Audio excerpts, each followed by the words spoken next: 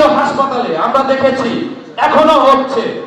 গত সপ্তাহে টাঙ্গাইলে একটি হাসপাতালে এরকম ঘটনা ঘটেছে।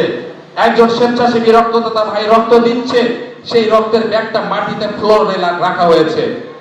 সাথে সাথে প্রতিবাদ করবেন, যেখানে অন্যায় সেখানেই প্রতিবাদ। অন দ্য স্পট ডিসিশন, জেগে ওঠো মানবতার জনগণ। আমার রক্ত মাটিতে রাখতে দিবেন না, আমার শরীরের রক্তের ব্যাগ ফ্লোরে রাখতে দিবেন না, অন্তত 1 ইঞ্চি উঁচুতে রাখতে হবে। সবার একটাই দাবি, এই রক্ত নিয়ে কখনো ছিনিমিনি করা যাবে না, রক্তের ব্যাগ কখনো বিক্রি করা যাবে না। বাংলাদেশের বিভিন্ন ব্যাংক, বিভিন্ন হাসপাতাল জড়িত আছে, আমার কাছে প্রমাণ আছে, আপনাদের কাছেও হয়তো আছে, রক্তের ব্যাগ বিক্রি করা হয়।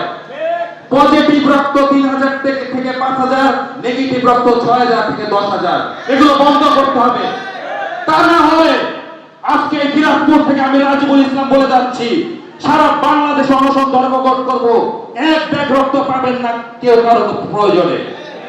আমাদেরকে একটু ভালোবাসা দিন। শুধু দেখবেন সারা বিশ্বে মানবতা কি জিনিস। বাংলার বুকে এই দিনাজপুরের মাটিতে আমরা মানবতা করে বিশ্বকে দেখিয়ে দিব এই মানবতা কিভাবে করতে হয়, মানবতা কি জিনিস।